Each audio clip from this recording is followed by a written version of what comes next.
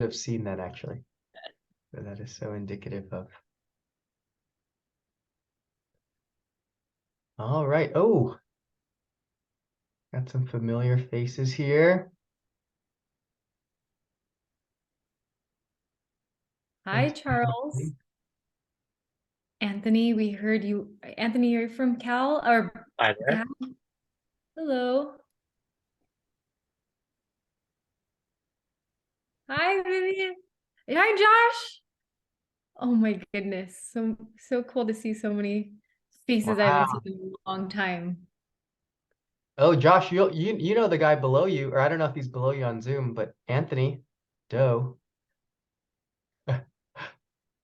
It's cool to connect people through this Zoom. What's I up, think man? Stan, long time.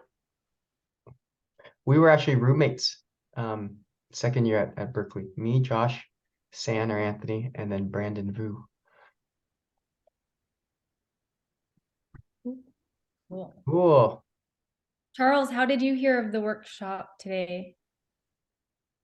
I'm on Cliff's email newsletter, and have been really enjoying all the programming he's been doing. And currently, I'm in kind of the Bordeaux state of looking for the next place because we've kind of outgrown this spot. And everything that we look at looks like a project. And so I first saw this and I thought this would probably be good to do now rather than get myself in a situation that my skills were maybe more than I thought. So I'm really looking forward to your presentation. Awesome. Cool. Where And do you live Charles, now? oh yeah. What was that? Where do you live? Currently Oakland. Oh, nice. Awesome. Okay. We can talk all about Oh yeah. Connie did a project right in Oakland in Rockridge. Oh, sweet. A little while ago. That's like Charles, 2 miles that way. oh really? Yeah. You know Calvin, right? Is that how we Yep. got? Yep. Calvin Liu, who Yeah. just had a baby.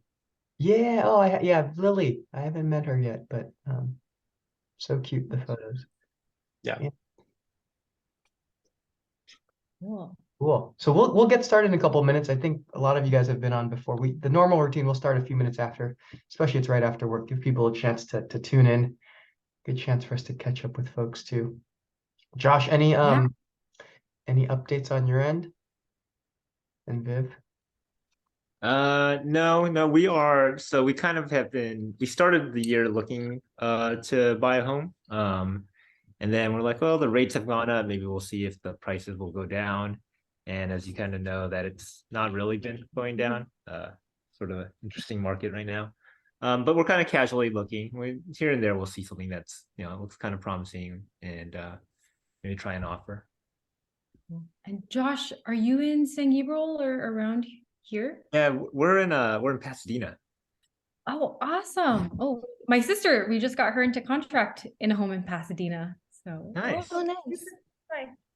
Oh wow. Yeah. What's up, Josh? Long time no see. How's it going, man? It's been a long time. I know. Good. Where are you now, Sam? Live right next door to Cliff. We're roommates, actually. No, he's close by. He's in the city next over, San Yeah, Leandro. next to Oakland. Oh, nice. You said San Leandro? Yeah. Oh wow. I can't live anywhere else without San in it, dude. Yeah. San Gabriel, San Francisco, San Leandro. So you've been pretty much NorCal full time. Oh, hello. Pretty much. Say hi to Uncle Josh.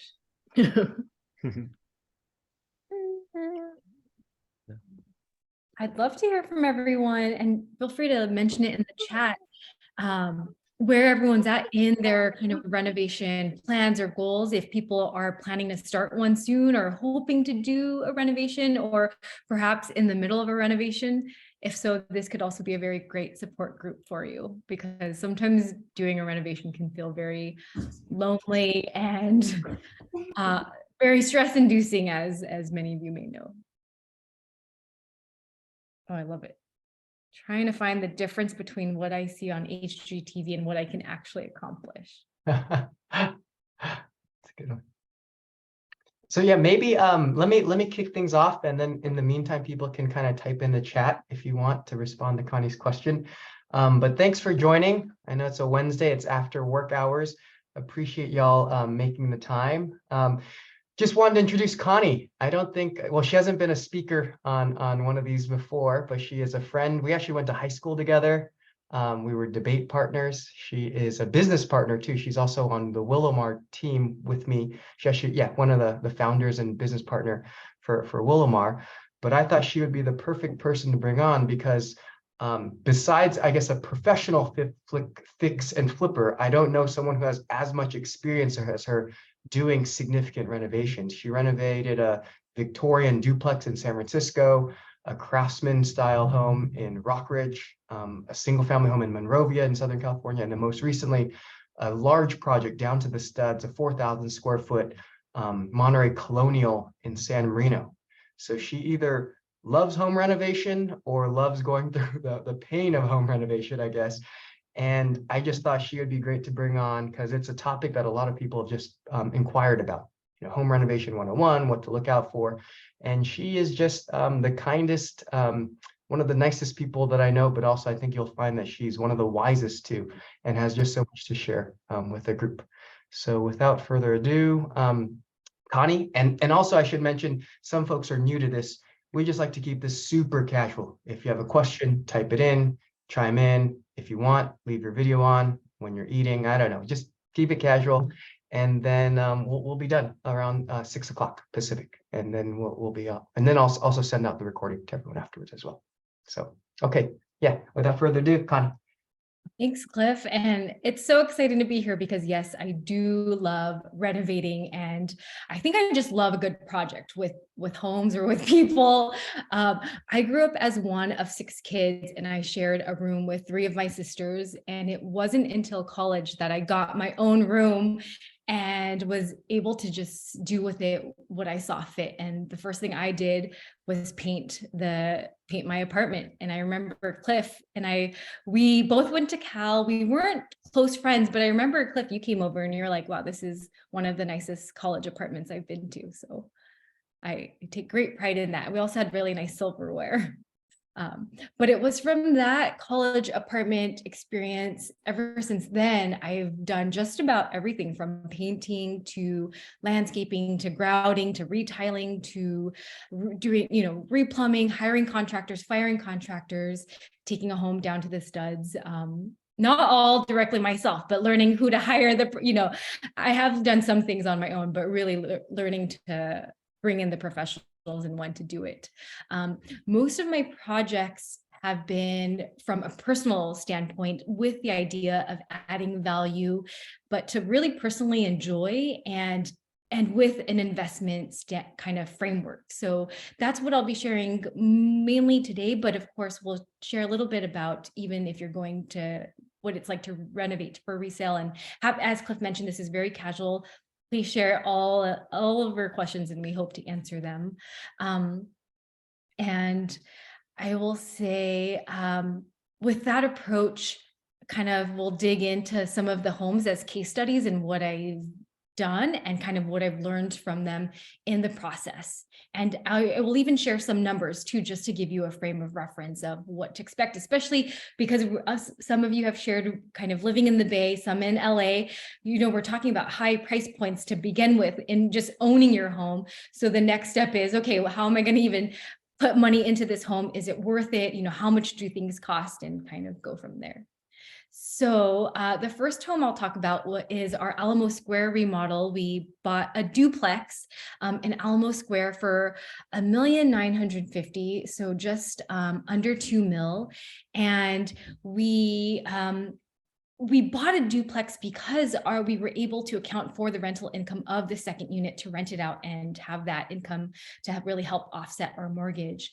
My husband and I, we put about $100K in kind of some minimal projects, and they happened kind of in piecemeal form as our needs changed. This is the home that we eventually had our first child in, so we knocked out, I think, I'm trying to think, we knocked out a closet to make room for a nursery. So kind of to give you a lay of the land, this was the kitchen that we bought. And whenever I see a kitchen like this on the left side, I love it because you've got the bones there. And I think this is a huge important piece is, first, when you're looking at a space, does the layout and light work for you? Because if that, if you have some of those kind of foundational points, then you can really just do the cosmetic stuff. And that's what we did here, which is we changed up the flooring to kind of just match the rest of the home.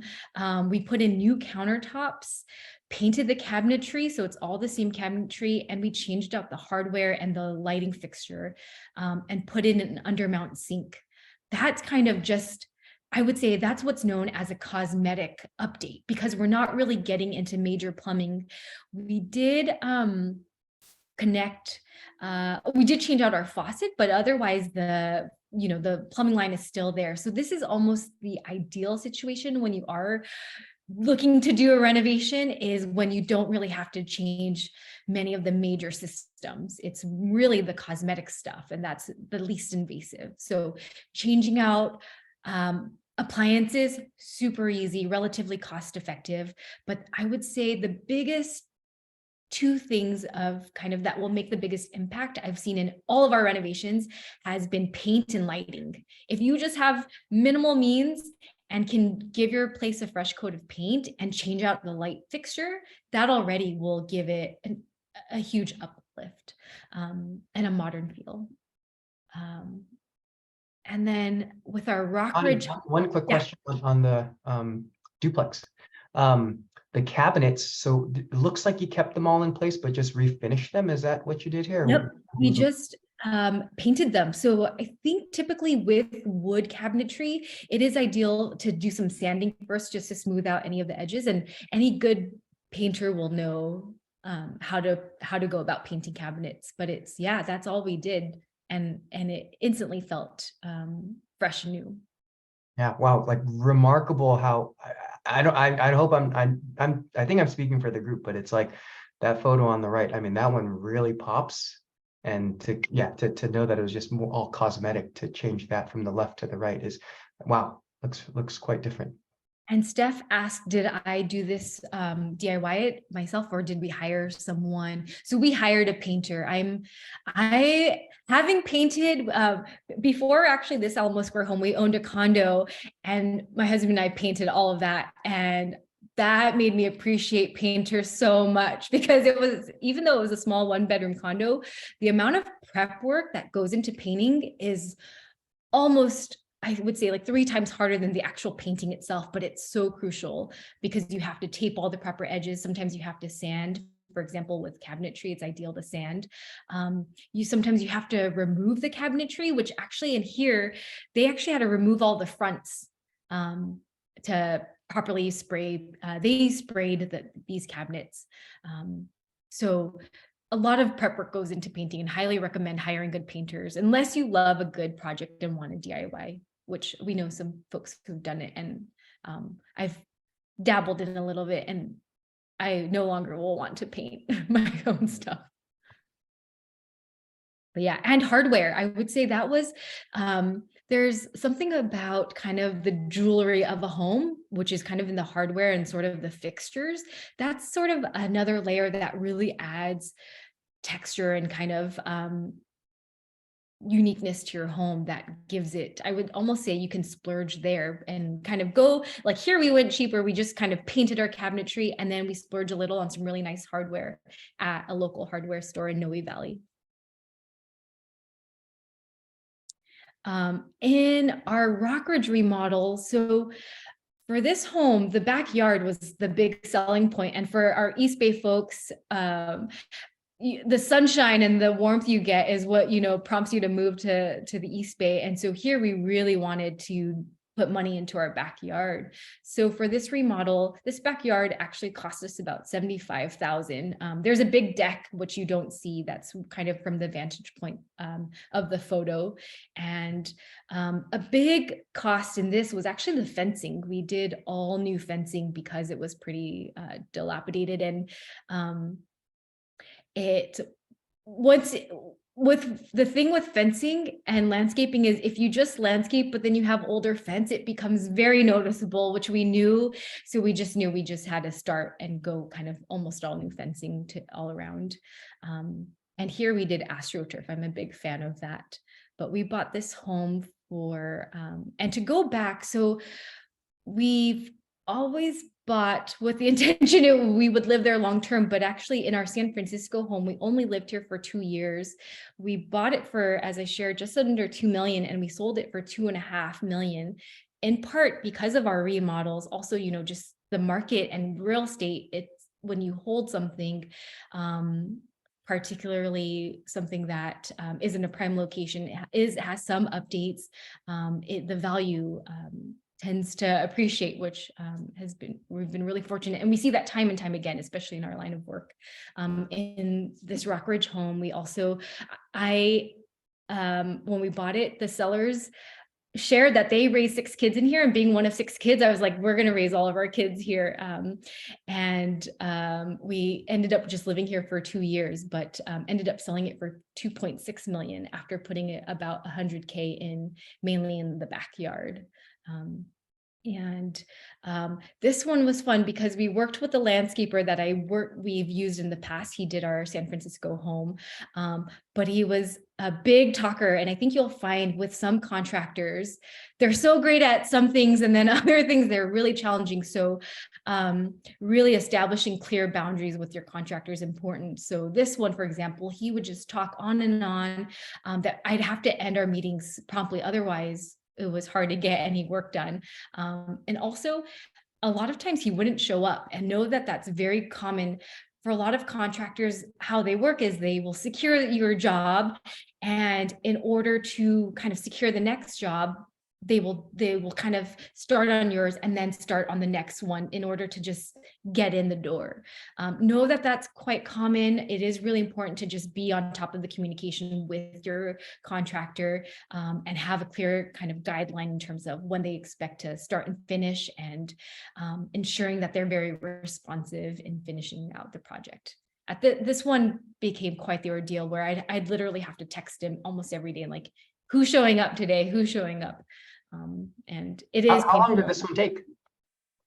This took, I want to say, I think 2.5 months.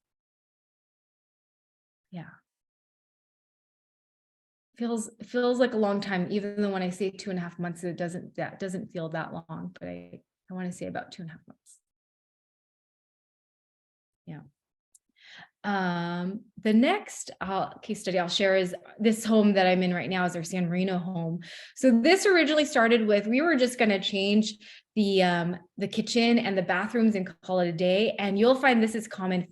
You may begin something and then you're like, oh, but if we're going to do this, we might as well do this. And it can really spiral. So one big tip I've heard is, it's helpful to have your grand master plan, as they call it, so that you really account for everything. Although sometimes if you do that, you may not even start at all because it can be so much. But this really led from just wanting to do our kitchen and baths to kind of just taking everything down to the studs and kind of starting anew, which was a blessing and a curse in many ways. We hired our contractor for this one because I was pretty new to the area, didn't really have contacts quite yet. Found our contractor on Yelp. He, met with him. He had great energy, super approachable. And how I hire people is thinking, how are they going to respond if I have to tell them some bad news, or if I have to have a hard conversation with them? Am I going to feel comfortable? Because in construction, there will be a lot of tough conversations. And he just seemed very approachable, which I liked. the flip side to that was this was his biggest project to date, and he didn't know a number of things that really hurt our project and set us back. For example, in the city of San Marino, it's almost like a mini HOA. It's very akin to also building in San Francisco, where the permitting is really tough. They're very stringent on a lot of things. In the city of San Marino, and on top of California, where if you renovate more than 40% of the space by permitting, you need fire sprinklers. But San Marino, in addition to that, you need a fire alarm system, which we did not know. And so we had to stop plans because an inspector came in and he was like, oh, you don't have any of this. You need to resubmit your plans for the fire sprinklers and for your fire alarm before you can continue any additional work. So that set us back, gosh, probably a month or so, which in the big scheme of things for a 4,000 square foot down to the studs remodel, this took us a whole year. That's actually pretty fast for a big a remodel of this size, but it was very long and painful for us with 2 kids, and just firing a contractor was not fun. But it was good practice to just do it. And we did it very amicably. We just said, this is not going to work. And we then had to really work out the numbers of how much was owed, and that accounting for kind of how much you owe a contractor can be really tricky, because for big projects, they take payments in either percentages or by what they accomplish. And so if you are doing a big project, it's really important that you have your own accounting system, and that could be a simple spreadsheet, because they'll have their own. And as I mentioned earlier, some contractors, I would say the paperwork and the administrative parts are not always their expertise. So it's really good you have your own set of records. Steph asked a really good question. How do you find your contractors to work with, and how do you determine which one you want to hire? So great question. For a new place, I do a lot of basic Yelp and asking people in the neighborhood for recommendations. This one, because we thought it was a smaller project, I was like, okay, Yelp is sufficient for what I'm looking to do. I have a good design sense. I think I can navigate that on my own. But I would really say, oftentimes your local realtor will have really good contacts. For example, in the Bay, we have all of our good go-to people for our listings prep. Whenever we're getting a listing ready for the market, we have our go-to contractor, go-to painter, go-to handy person, our go-to landscaper. And these are people we've worked with time and time again. So we know that whatever they quote us is reasonable because we know their pricing. And we've also just been in the business of getting multiple bids so we can compare and know what feels reasonable and what doesn't. But we also know that they're going to finish on time, because that's a big thing of these contractors. As I mentioned, some start and then they will take on a new project and then they won't finish yours. So with this contractor that we ended up hiring a second time, he came to us through our designer. So I love design, and that's what got me into wanting to take on projects. But having to design for a 4,000 square foot home, there are all these little things that I didn't even think about. And they just became heavy decisions that I no longer had the energy and space for. I also just had a second child, so that was already exhausting on top of managing a business. So we decided to hire a designer to help project manage and kind of hold our design ideas and make sure everything was cohesive. But really it was to project manage our contractor. And the designer we ended up hiring came through a colleague of mine out here in San Marino, and she was so great, and she connected us with her designer. So Vivian asked a really great question. Did you hire a designer first before you work with the contractor? In this case, we almost did that, because we ended up hiring our designer and then she introduced us to our new contractor. But for a previous project we did that I didn't share as a case study, that contractor actually ended up designing some kind of basic preliminary sketches that we had, and then I kind of chose all the finishes. So there are some contractors that have sort of their design build team where they help you design. And then there are others that will work with a designer, or you can choose a designer, or you can design on your own as well. Really depends how much you want to be involved. I would say designers at first, because I love design, I was like, I don't want to, spend the money in hiring a designer, but ours helped us so much and so worthwhile in her costs, and actually her costs were very reasonable. But for example, when we brought her on to the project to just get a sense of, would it be a good working relationship, she already gave ideas that I hadn't considered. Like, for example, one room, we were trying to figure out how to create windows and to maximize the light between the two rooms, but she actually proposed closing off the whole wall, which was something I never thought of. And that proved to be so invaluable, where now we can have two official rooms with privacy, especially with working from home and kind of just needing more designated spaces in today's sort of working and living situation. So I do, for those who may be hesitant on hiring a designer, I do think they provide a lot of value and really can help hold the vision together, and will share things that you may not have considered or thought about in the past.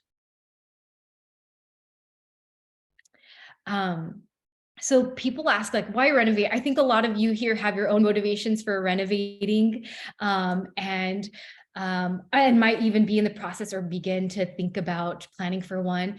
But the reason why we have this conversation in the first place is because, as some of you mentioned, there are just so many more older homes out in the market, and especially in this tough market where housing prices are so high.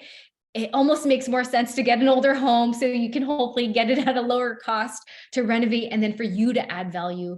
And the reason why I wanted to share kind of the price points I did before was because a lot of the homes, I mean, we only lived in those homes for 2 years max, the Rockridge Oakland home and the San Francisco home. And yes, appreciation in real estate attributed to that, but really it was the renovations that helped sell and bring in the right buyers and who saw the value in the home. And that's where you can add sort of your equity and value to the home. And also, I will say our team works with a lot of home buyers, and a lot of first-time home buyers especially don't want to renovate because it's stressful. There's a lot of money at stake. A lot is out of your control. It can be a nuisance. It's dusty and dirty and noisy. And so a lot of that will hold people back from renovating. But if you're able to see it in an approachable way, and that's our goal, is there's so much more value to be added to your home, and not only for your own personal enjoyment, but for future resale. Plus, a lot of times people will factor in the cost to renovate much higher than what it actually costs to renovate a home. So that's where, if you're savvy, you can really win in that sense. Cliff, do you have anything to add to that point? No, I think it's just I like what you said there, because yeah, I think that's probably top of mind for a lot of people here, which is like, how do I get into a home? And I think you've proven kind of time and time again that, like, folks can buy a home at a lower cost, hopefully, if there needs to be some work done, and then you can add value too. I know we've talked about kind of a lot of like the real estate agent side of things, but one thing I'll share too is, like, when you've lived in a home and then sell it after you've done the renovations, I think the new buyer perceives that as kind of more valuable than, like, if you were to fix and flip it, because I think then people go, oh, has anyone lived in it before? But if you've lived in it, it kind of tested the pudding, so to speak, then that's helpful too when you do decide to sell the home. Yeah, and you get to enjoy it. I would say, I mean, the homes we renovated, we've gotten to personally enjoy, and that is so satisfying, because also a lot of the finishes we chose were a lot nicer because we had the intention of staying there much longer. But it's good because you don't lose out on that value of the money you put in when you go to sell. And funny enough, that brings up a great story. We have clients that we just helped close the home in Glendora, which for some people who may not know, it's maybe about 45 minutes from LA. And they were expecting a baby. The wife was 6 months pregnant at the time of their search. So we had kind of like, all right, we need to find them a home. And they were like, we want move-in ready. And we came across this one home that really was kind of a cosmetic fixer. The sellers had lived there for 30 years, and they meticulously took care of everything. They would get their water heater checked up. We saw their inspection reports. Everything was so clean that we knew the bones were really good. And I articulated to our clients, this is a home where you kind of just want you want to take it on because the renovations are going to be on the lighter end, but they were still stubborn and they're like, no, Connie, we don't want to do anything. Fast forward, they saw maybe a handful more homes, and they were getting outbid on some of the ones that were move-in ready. That, funny enough, they came back to this one, and luckily it was still available. We built a relationship with the listing agent, and we ended up getting the home for them, and they just are about to finish their renovations this week. They sent us some photos, and it looks like a brand new home. It's pretty incredible. And really what they did was just, they changed out the flooring, they painted, and they went really fun with some of the rooms. They like painted their nursery 2 tones of green. They painted their kitchen cabinetry and retiled their bathrooms. But for the most part, I would say that's a lighter renovation, and their home looks so new. So I would say for those who may be on the fence to just keep an open mind with it.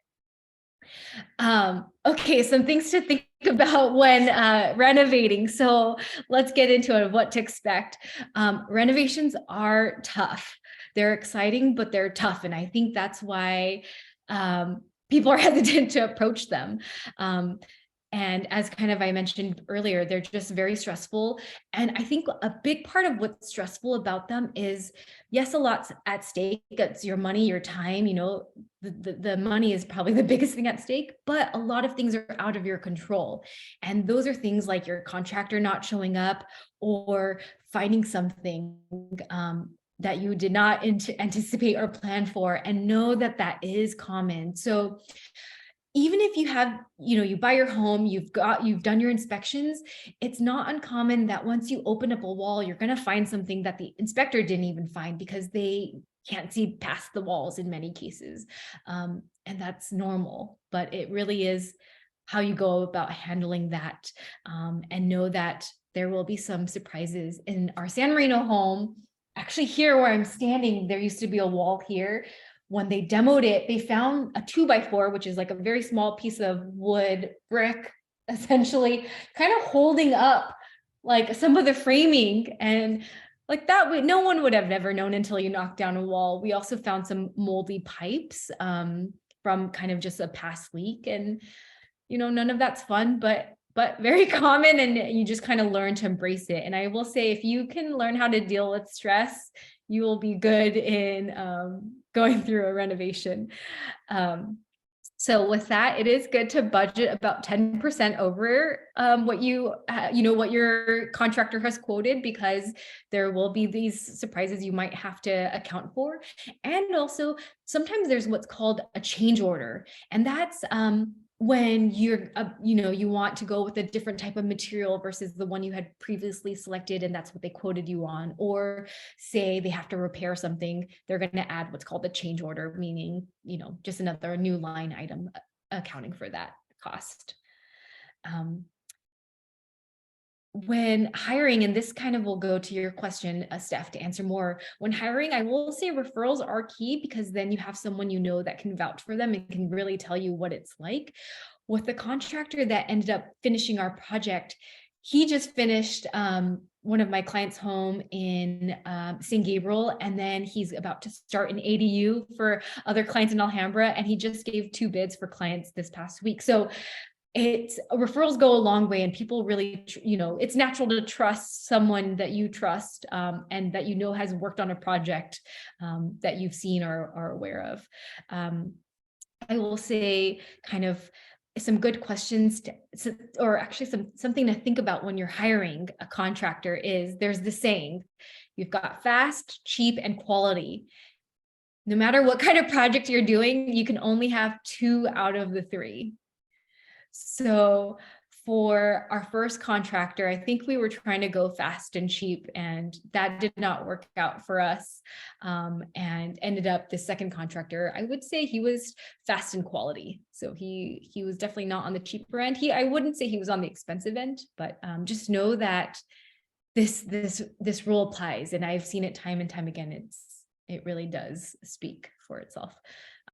Connie, question for you. What have you kind of seen on the timeline side? So for example, if a contractor says, hey, this is going to take 6 months, what do you mentally budget in your head? Or does it really depend on the contract? Are some contractors really, when they say 6 months, it takes 6 months, or is it always similar to what you said for budgeting 10%?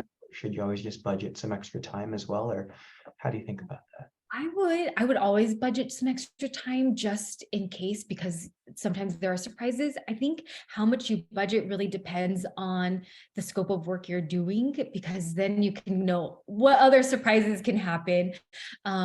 If you're doing, for example, just a bathroom, I might give it an extra week or two on the safe side, because you may want to bring in a cleaner, or you may want to repaint if you haven't accounted for that. But I would say it's definitely good to at least give yourself a two-week buffer for kind of maybe a smaller project. I would say when you're doing a pretty big major renovation, give yourself about a month extra just to be safe. And in your head, actually, by default, I would just plan like it's going to run over time, so that if the contractor, but don't let your contractor know that, but just keep on your contractor and let them know you are holding accountable to the time, but just know that there likely will be a delay. Surprisingly, with our Monrovia home, which I didn't share, that contractor actually finished on time. And what we did there was we renovated all new flooring, all new paint, our bathrooms, and we opened up a wall, and he was really great, I will say, in terms of delivering on his timelines. And that's probably on the more rare side. Yeah, because I think one thing that I'm hearing from you, which is really nice, is like part of the home renovation process is like managing, I guess, your own expectations and your own level of stress. Because if you do manage that well, then there is kind of fruits of your labor at the end of the process, right? In terms of adding value, and hopefully, your home sells down the road for a higher price and you get to enjoy it. But managing that stress and expectations on your own is important. So then you don't have too many gray hairs, lose too much sleep, and just know that a lot of these things are expected. Dealing with contractors can be tough.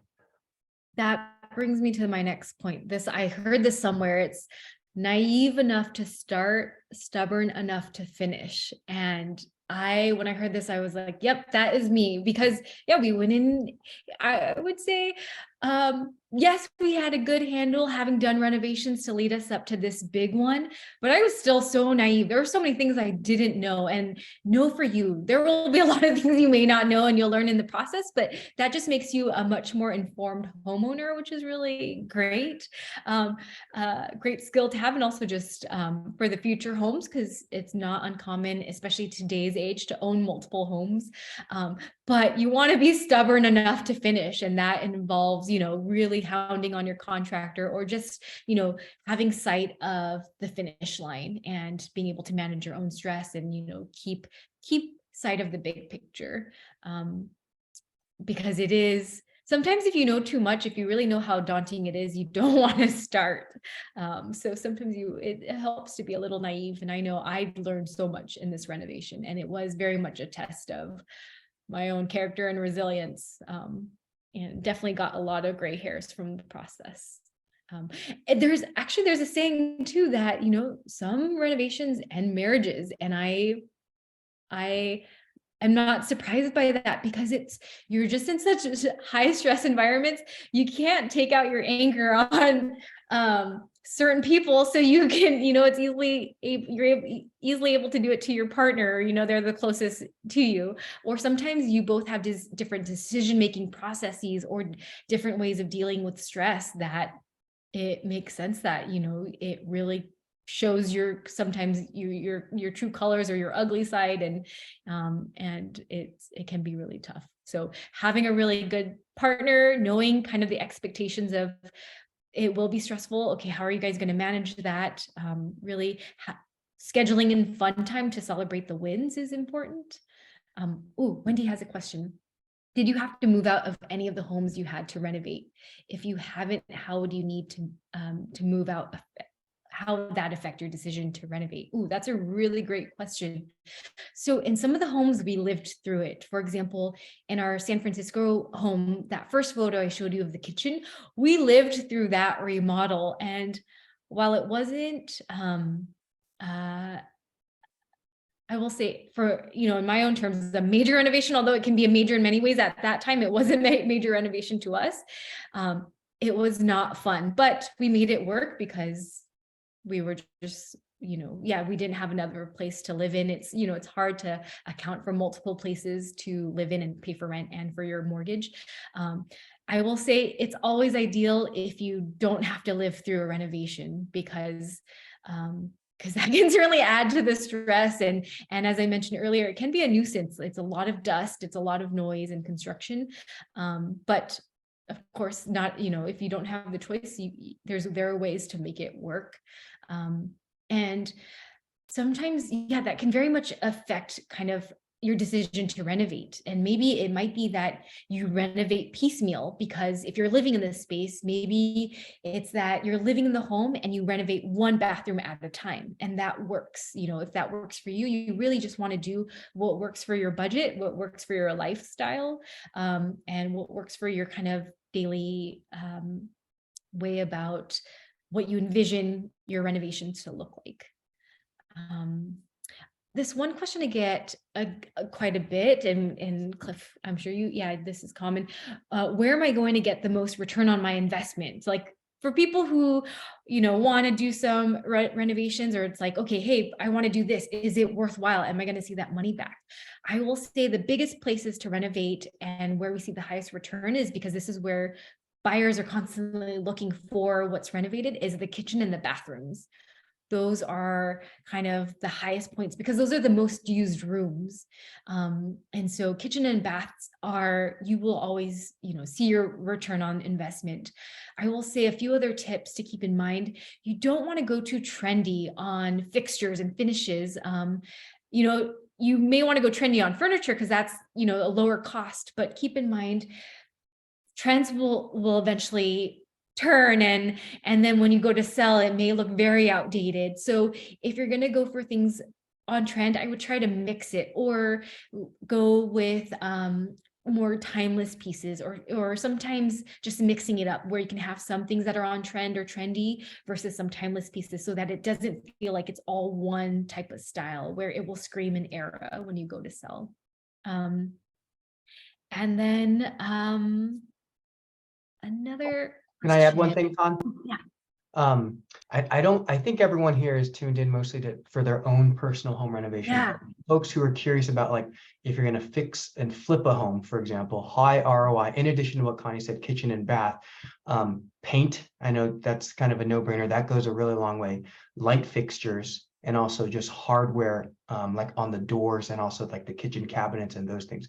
In terms of just ROI, I mean, like a light fixture is literally $20 to $50 at Home Depot. That can make a room look significantly different, and paint as well, pretty low cost and pretty high ROI. So I would add those two, but that's more for a fix and flip situation. Yeah. And those are the lowest costs that will yield you the highest return: paint and light fixtures, paint and lighting.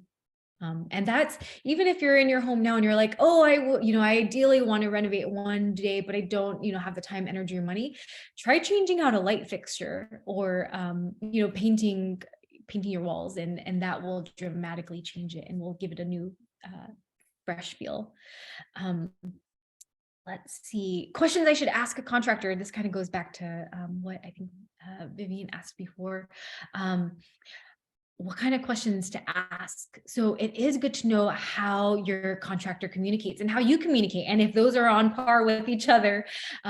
Because as I mentioned, some contractors, administration is not going to be their strong point. So emails, they may not be very good at emails, but maybe they're just good at having weekly face-to-face meetings. I would ask, like, what issues do they foresee in your home, just so that you can account for any of potential surprises, and at least they're setting the expectations that are clear with you. And then how do they deal with kind of surprises, or how do they issue their change orders? What do they expect for costs if X were to happen? You kind of want to plan as much as you can for worst case scenarios, just to help set everyone's expectations.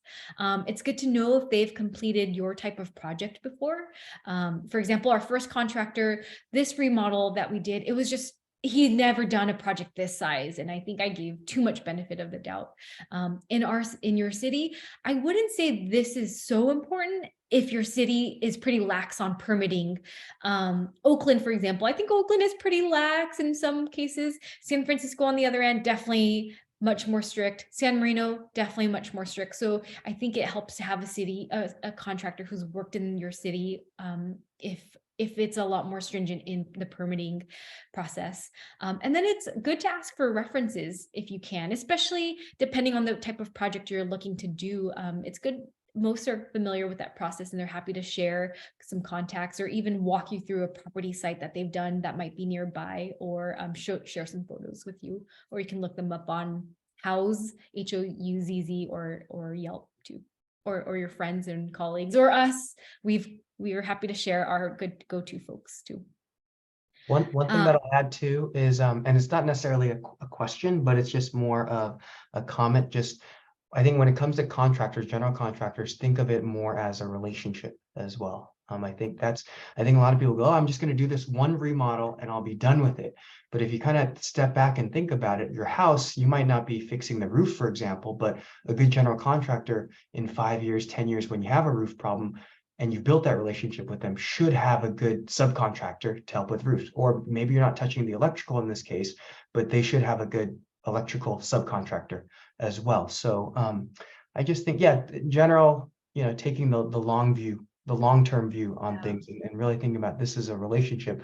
Ideally, someone that you want to work with for a long time can really help you. And if you do another project in that city, and if you want to go down the investment route and you're thinking about doing a flip project down the road, having that person that you can contact and you can trust will be a lot more important than trying to make this a one-time.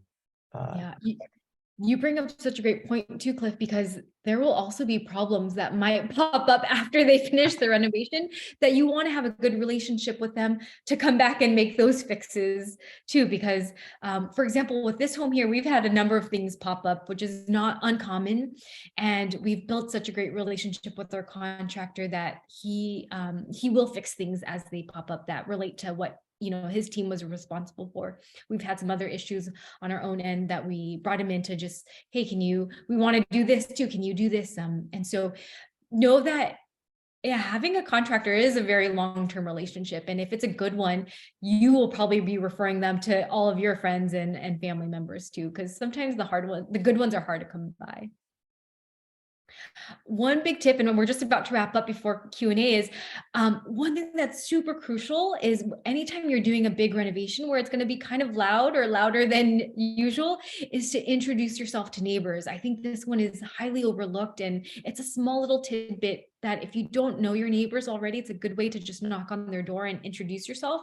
So many of them, you'll be surprised, will really just appreciate that gesture. But the big point of this is, if anything were to go wrong or they're annoyed or mad or anything, you want them to contact you first before they contact the city. And we did that for our Monrovia remodel. It was nerve-wracking at first to just even knock on the doors, but that did wonders. And we actually made some friends out of just introducing ourselves to neighbors. Here, same thing, because San Marino is so strict, we introduced ourselves to our neighbors to the sides of us. We dropped off a plant and just, said, if you have any issues, please call us. Here's our number. And it's just a nice way to meet your neighbors. We've since collected their mail for them. And I think it just brings it back to reminding ourselves and others that we're all human too. Yeah. Last thing. Okay, so you want to buy a house to renovate. Some of you are in that bucket. Where do I start? And this is just kind of big picture. You really want to know, what are your goals? Is it to live in the home long term? Is this going to be the house you just live in for 3 years? I will say for first time homes, the average turnover is 7 years. So know that it may not be your forever home. Or if you want to, renovate it to Airbnb or for a long-term investment, it really depends on what your goals are. That's, I would say, kind of answer that question first when you're thinking about where to start. And then really seek your local realtor, because they will have sort of the toolkit of all the go-to people that they've tried and used many times, or can really vouch for. And for us, I can say we've had our fair share of really great folks and also some not so great folks too. And really they can then help you with the ins and outs of navigating the market, knowing, especially for some of these homes that need renovation, they may not be formally on the market, but your local realtor may know of them. And sometimes those are the great buys because you're not competing with other folks. But yeah, just having a clear roadmap and knowing that it's very attainable. So I hope you find this helpful and that it's approachable. I think that's the biggest thing Cliff and I want to get across. So here's our contact. You have mine, as you probably already have Cliff's. You can follow along. My Instagram's at cconrun, and I have posted some fun renovation stories on there too. But yeah, we'll open it up for more Q&A, and you guys have had such great questions throughout the process. And yes, Charles, plants do go a long way. Plants are also a great way to add life and kind of spruce up your space. So we talked about renovation. we could have a whole other conversation on design, but plants are such a great way to add life to your space and very affordable too. Trader Joe's has really great plants for really great pricing. Ooh, Wendy asked, when do you need to hire an architect versus a designer? That's a great question. Typically, you would want an architect when you're doing anything structural. So say if you wanted to move some walls, or if you were even going to do, I would say an architect is when walls and structures are involved, because they're able to really create sort of those kind of schematic designs and plans. A designer can very much do those same things too, but an architect really is about kind of mapping out layout, space planning, really counting. They sort of work with sometimes you'll need a structural engineer if you are moving some walls or doing kind of up to a certain amount of renovations. A structural engineer, for example, we removed this wall right here. That actually required us to bring in a structural engineer to account for making sure that our home could support the load, and that we had the proper footing and kind of headers and reinforcements. So know that your contractor will likely, for something like a structural engineer, I didn't know who to hire, and that's very common to not know. Likely your GC will have their go-to point of contact when it comes to structural engineer, and usually for them, it's like they come in and out and they kind of create their plans. It's a very streamlined process on how they work. It's like, it's almost an in and out situation of them coming in, assessing, and then drawing things up and submitting it. But for an architect, I would say architect is sort of the bones and behind the scenes. A designer sort of a lot of times what you see up front, but sometimes they very much work hand in hand. And we have some clients who actually are own architect design firms. I'll give 2 shout outs to them. We've got GTL Architects and also Homework Design. Both are clients and lovely. They're both design architect husband and wife duos. Related to that, Con, how much does a designer cost? And do you pay them hourly, or how do you, I guess your engagement with the designer in SoCal, how did that work out? They have different kinds of pricing. So a lot of times it depends on what the scope of work is. So for this, I can share with this home, we hired her specifically to project manage and actually to design a few rooms, which included kind of layout of the space in terms of furniture and finishes. So for certain rooms, she charged an a la carte price. I think it was a couple grand, maybe $2 to $3 grand. And that included sourcing kind of what pieces of furniture they would come with the space design. And then I think her project management was a la carte hourly. And I think that you can expect, because we did interview a couple project managers, and it ranged from about 100 an hour to, I want to say 125 seemed to be around the cost here, at least. Okay, let's see. Yeah, Wendy had a question. Maybe I'll read it for the group. So she said, we've looked into renovating an 1,800 square foot single family home in SF, our personal home. We've received some ballpark estimates from various architects that seem really high, close to 1 million for adding 400 square feet and limited renovations on the existing house. We'd also likely have to move out during the renovations. Any sense of how much renovation should cost per square foot in San Francisco? Ooh, okay, that's such a great question, Wendy, and exciting to think about. And also, I imagine nerve-wracking given a lot is at stake. So when you are adding square footage, that's when you're you're going beyond the envelope of the home. And that definitely is at a higher cost because you are then, anytime you build outside of the envelope of your home, especially in a city like San Francisco, you do have to go through the permitting process, and that can be that is certainly more costly because you're counting for permits, you're counting for time. A lot of architects, designers will price out for that time, and going to the city, the revisions, the permitting, all of that adds up. And so I will say kind of a rough dollar per square foot. I would say in San Francisco, probably $500 to $600 a square foot. And that can very much fluctuate based off the finishes, because finishes, you could go for a slab that might be, $20 a square foot or $100 a square foot. So really that the finishes range, but I would say kind of renovations, $500 to $600 a square foot, sometimes $700 a square foot, depending on what neighborhood you are in the city too. Cliff, you want to share more on that?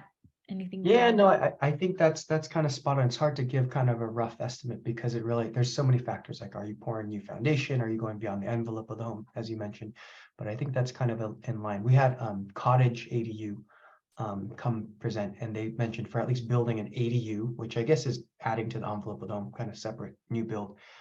They said it ranged, I think, between 200 to 500 per square foot, but that's 200 is like very bare bones, kind of just converting a garage effectively. 500 higher end ADU. So that's in line with what I've heard too.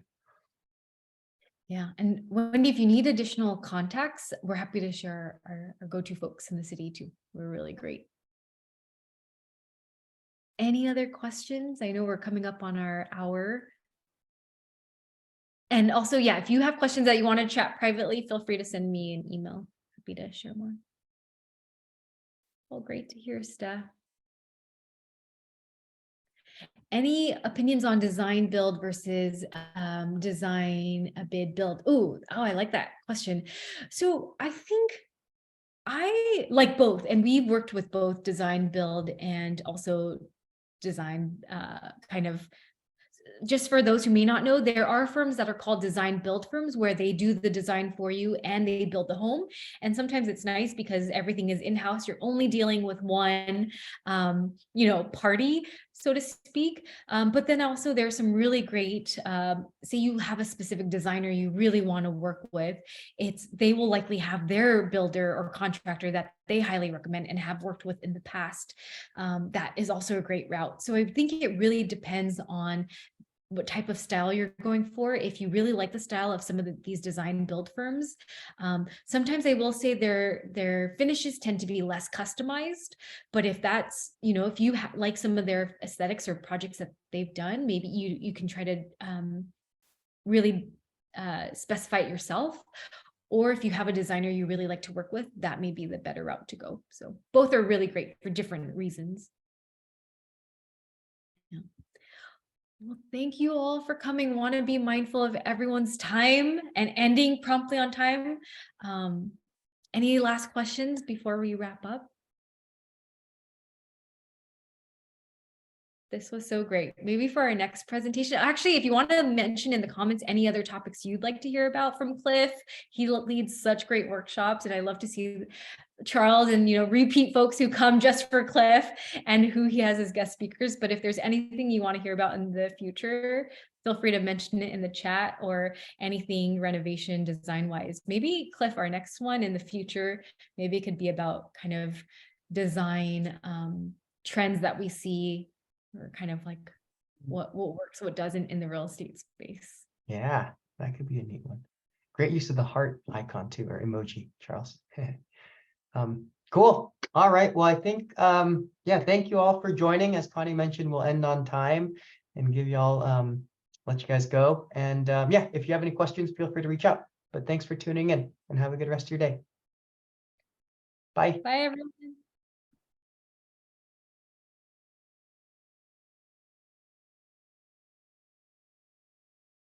Oh, funny, Tiff.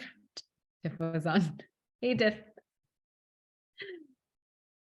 All right. Oh, that was so fun.